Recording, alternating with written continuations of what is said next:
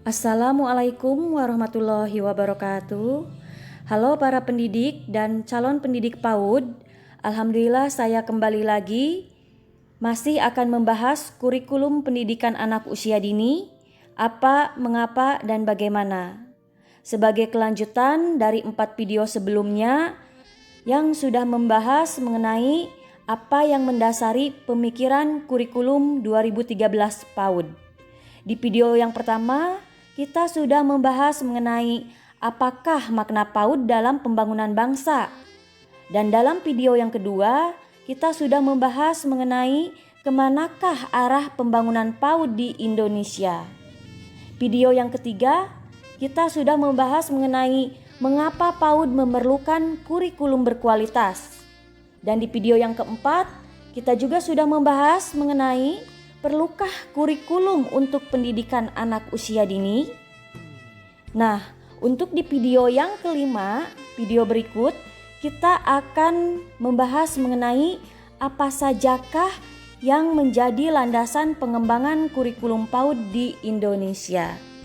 Baik, kita bahas sama-sama mengenai apa sajakah yang menjadi landasan pengembangan kurikulum PAUD di Indonesia. Apa sajakah yang menjadi landasan pengembangan kurikulum PAUD di Indonesia? Kurikulum 2013 Pendidikan Anak Usia Dini dikembangkan dengan berlandaskan pada berbagai kajian, baik secara teoritis, empiris, yuridis, maupun sosial budaya. Intisari dari beberapa kajian tersebut dapat dijelaskan sebagai berikut. Yang pertama, landasan filosofis, bahwa kurikulum dikembangkan dengan memperhatikan A. Berakar pada budaya bangsa yang beragam. B. Peserta didik adalah pewaris budaya bangsa yang kreatif dan peduli. C. Proses pendidikan memerlukan keteladanan, pengayoman yang dilakukan secara terus-menerus. D. Kegiatan pembelajaran dilakukan melalui bermain. Selanjutnya, yang kedua, landasan sosiologis, bahwa kurikulum dituntut untuk A. Sesuai dengan tuntutan atau harapan dan norma yang berlaku di masyarakat. B. Bersifat inklusif untuk membentuk sikap saling menghargai dan memberlakukan semua anak setara, bebas dari diskriminasi dalam bentuk apapun. Yang ketiga, landasan teoritis. A. Kurikulum 2013 Pendidikan Anak Usia Dini dikembangkan dengan mengacu pada teori pendidikan berbasis standar dan kurikulum berbasis kompetensi. B. Pendidikan berbasis standar berarti bahwa kurikulum 2013 PAUD mengacu pada standar PAUD yang ditetapkan dalam Permendikbud nomor 137 tahun 2014. Proses pengembangan kurikulum secara langsung berlandaskan pada 4 standar, yakni standar tingkat pencapaian perkembangan anak, standar isi, standar proses, dan standar penilaian pendidikan. Sementara itu, 4 standar lainnya dikembangkan lebih lanjut untuk mendukung implementasi kurikulum. C.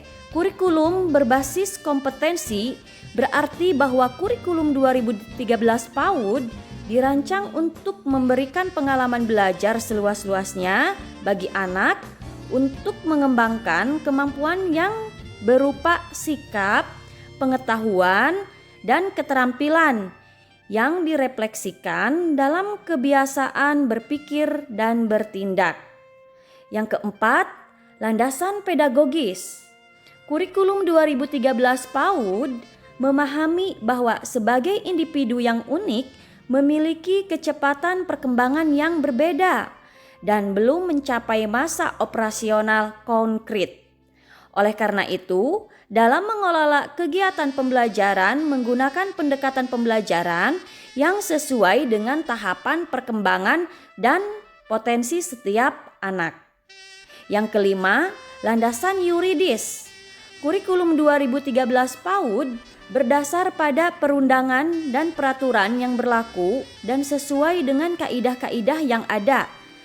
Landasan yuridis yang digunakan dalam pengembangan kurikulum 2013 PAUD adalah sebagai berikut. A. Pembukaan Undang-Undang Dasar 1945. Kemudian daripada itu, untuk membentuk suatu pemerintah negara Indonesia yang melindungi segenap bangsa Indonesia dan seluruh tumpah darah Indonesia, dan untuk memajukan kesejahteraan umum, mencerdaskan kehidupan bangsa, dan ikut melaksanakan ketertiban dunia yang berdasarkan kemerdekaan, perdamaian abadi, dan keadilan sosial. Selanjutnya B, berada di pasal 31 Undang-Undang Dasar 45. Ayat 1. Setiap warga negara berhak mendapatkan pendidikan. Dan ayat 2, setiap warga negara wajib mengikuti pendidikan dasar dan pemerintah wajib membiayainya. Ayat 3, pemerintah mengusahakan dan menyelenggarakan satu sistem pendidikan nasional yang meningkatkan keimanan dan ketakwaan serta akhlak mulia dalam rangka mencerdaskan kehidupan bangsa yang diatur dengan undang-undang. C. Undang-Undang Sistem Pendidikan Nasional Nomor 20 Tahun 2003, Bagian ke-7, Pendidikan Anak Usia Dini, Pasal 28. Ayat 1. Pendidikan anak usia dini diselenggarakan sebelum jenjang pendidikan dasar. Ayat 2. Pendidikan anak usia dini dapat diselenggarakan melalui jalur pendidikan formal, non-formal, dan atau informal. Ayat 3. Pendidikan anak usia dini pada jalur pendidikan formal berbentuk taman kanak-kanak, Raudatul Atfal, atau bentuk lain yang sederajat. Ayat 4. Pendidikan anak usia dini pada jalur pendidikan non-formal berbentuk kelompok bermain, taman penitipan anak, atau bentuk lain yang sederajat. Ayat 5. Pendidikan anak usia dini pada jalur pendidikan informal berbentuk pendidikan keluarga atau pendidikan yang diselenggarakan oleh lingkungan. Ayat 6. Ketentuan mengenai pendidikan anak usia dini sebagaimana dimaksud dalam ayat 1 dan ayat 2, ayat 3 dan ayat 4 diatur lebih lanjut dengan peraturan pemerintah. D. Undang-Undang Perlindungan Anak Nomor 23 Tahun 2022. Nomor 23 Tahun 2002.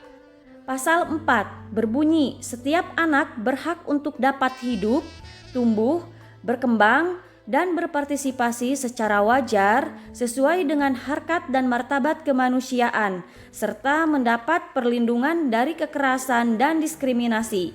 Pasal 9 ayat 1, setiap anak berhak memperoleh pendidikan dan pengajaran dalam rangka pengembangan pribadinya dan tingkat kecerdasannya sesuai dengan minat dan bakatnya.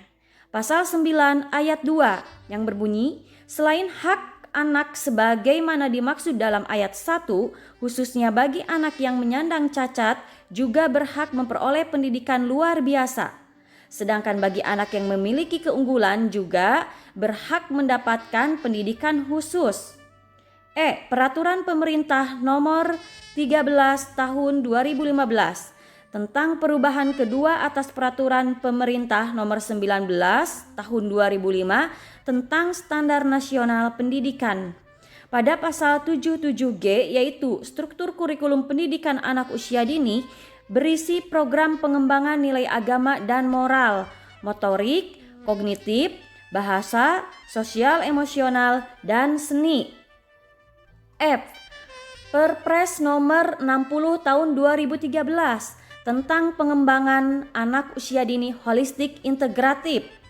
G. Peraturan Menteri Pendidikan dan Kebudayaan Nomor 137 Tahun 2014 tentang Standar Nasional Pendidikan Anak Usia Dini.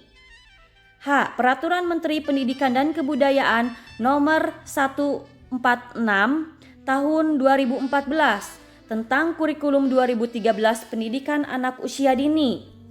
I. Peraturan Menteri Pendidikan dan Kebudayaan Nomor 160 Tahun 2014 tentang pemberlakuan Kurikulum 2006 dan Kurikulum 2013.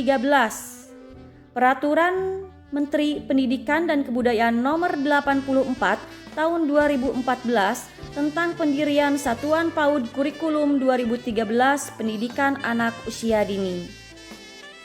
Nah, itu adalah bahasan mengenai apa sajakah yang menjadi landasan pengembangan kurikulum PAUD di Indonesia. Semoga bermanfaat bagi para pendidik dan calon pendidik PAUD. Sekian dan terima kasih. Wassalamualaikum warahmatullahi wabarakatuh.